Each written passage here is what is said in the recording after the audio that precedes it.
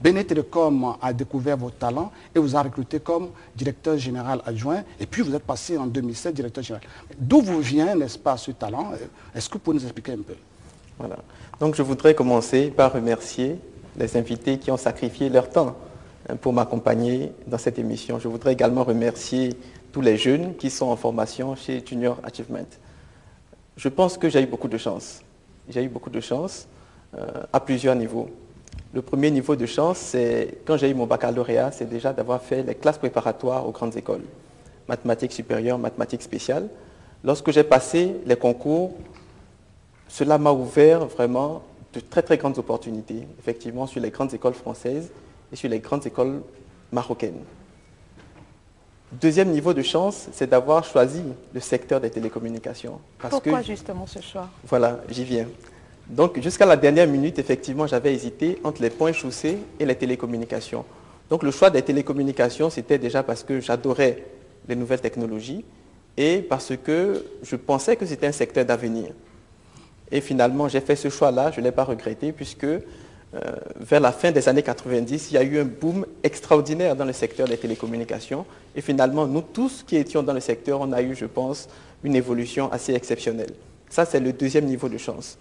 Troisième niveau de chance, je pense que je dois mon évolution à des personnes clés avec qui j'ai travaillé, des responsables qui m'ont fait confiance et qui m'ont confié des responsabilités qui m'ont permis d'évoluer. Je pense que je dois également mon évolution à cela. Vous voulez dire que votre vie est une succession de chances? Je pense que j'ai eu beaucoup de chance. Et en France et aux États-Unis, M. Zokli l'a souligné tout à l'heure, vous avez travaillé dans de très grandes entreprises. Tout à fait. Et pourtant, vous avez choisi de tourner dos à toutes ces entreprises pour revenir au Bénin, notamment à Benin Télécom. Pourquoi? Mais écoutez, je pense que mon retour au Bénin est lié au fait que je pense qu'il est vraiment important de contribuer au développement de son pays. Vous savez, lorsque vous êtes à l'étranger, c'est vrai que parfois, vous avez de très bons salaires, vous avez une belle carrière, mais il y a quelque chose qui manque. Il y avait aussi de très belles opportunités. Il y avait de très belles opportunités, mais il manquait la contribution pour le développement de mon pays, qui après tout a quand même contribué à ma formation. Si j'ai pu réussir à l'étranger, comme vous l'avez dit, j'ai fait le CG Seguia. C'est là où j'ai été formé, c'est là où j'ai eu mon bac, et c'est grâce à ma formation de base, après tout, que j'ai pu réussir à l'étranger. Donc le Bénin m'a quand même beaucoup apporté, et j'ai vu cette opportunité de Benin Télécom comme le minimum de ce que je pouvais apporter en retour pour mon pays. Autrement, vous êtes un bon patriote. Bon, je l'espère bien en tout cas. J'essaie de l'être. Très bien. Alors, si on vous demandait de présenter rapidement cette entreprise que vous dirigez. Voilà, donc Benin Télécom rapidement est dans 4 activités essentielles. La première activité, c'est la téléphonie fixe, où là nous avons 2 branches. Nous avons le téléphone conventionnel d'une part et nous avons le téléphone fixe sans fil d'autre part. La deuxième activité de Benin Télécom, c'est la téléphonie mobile, où nous avons donc un réseau mobile qui s'appelle Libercom, qui fait partie intégrante de Benin Télécom. La troisième activité, c'est l'accès Internet. Benin Télécom est également fournisseur d'accès à travers l'entité qu'on appelle Kanaku. La quatrième activité de Benin Télécom, qui cette fois-ci n'est pas très connue du grand public, c'est l'interconnexion.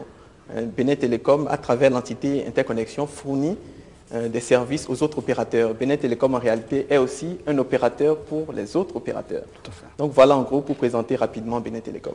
Bon. Il y a 20 ans, Patrick Bénan, Jacques Sawadogo, alors directeur général de l'Office national des télécommunications du Burkina Faso, disait qu'il a atteint un tel niveau de performance qu'il pouvait faire des raccordements dans un délai d'1 journée. Benin Télécom en est où aujourd'hui? Je dirais qu'on va encore plus vite, puisque nous, en 15 minutes, on fait des raccordements grâce à ZKD. Je pense que c'était ça l'objectif du lancement de ZKD, c'était raccourcir les délais de raccordement, puisqu'on est arrivé à un stade où, pour avoir le téléphone filaire, il fallait parfois attendre des mois, des années, etc. Et l'idée de ZKD, c'est de raccourcir justement le délai de raccordement.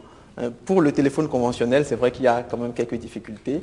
Il y a la saturation du réseau d'accès, et c'est excessivement cher d'investir parce que le prix du cuivre a pris beaucoup de valeur dans le marché international. Il y a le phénomène de vol de câbles qui complique un peu l'équation.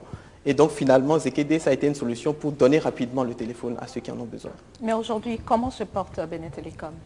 Ben écoutez, aujourd'hui, Benin Telecom se dirait de mieux en mieux, hein, puisque Benin Telecom, c'est un opérateur historique et comme son nom l'indique, c'est une société qui a une longue histoire.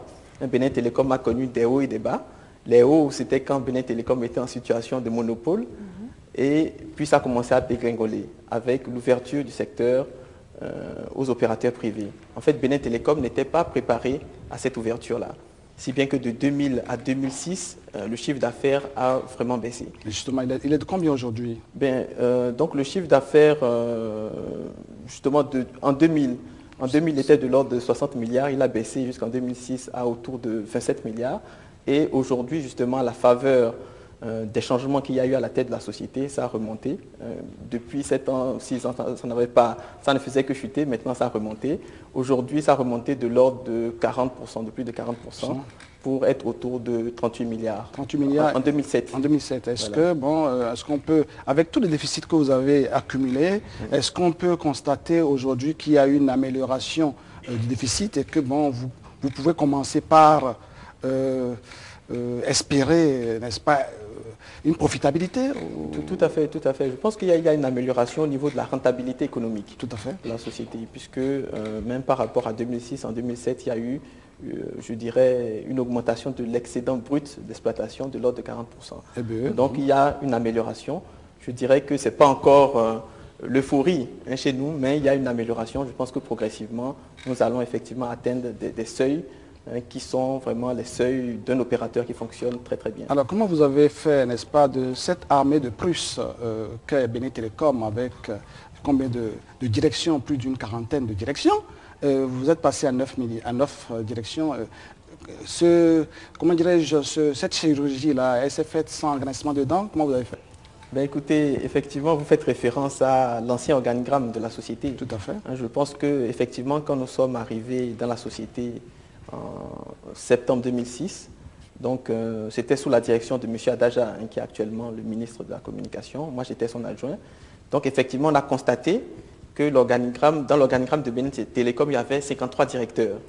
53 directeurs, ça fait quand même beaucoup pour une société de la taille de Benin Telecom. Donc, il a fallu compresser un peu l'organigramme pour qu'on soit à une taille un peu plus normale pour le secteur. Donc, ça s'est fait. Je pense que ça a été compris du personnel de Benin Telecom et d'ailleurs, je tiens vraiment à remercier le personnel pour leur compréhension par rapport à toutes ces mesures-là qui ont été quand même difficiles à accepter pendant un certain nombre de temps.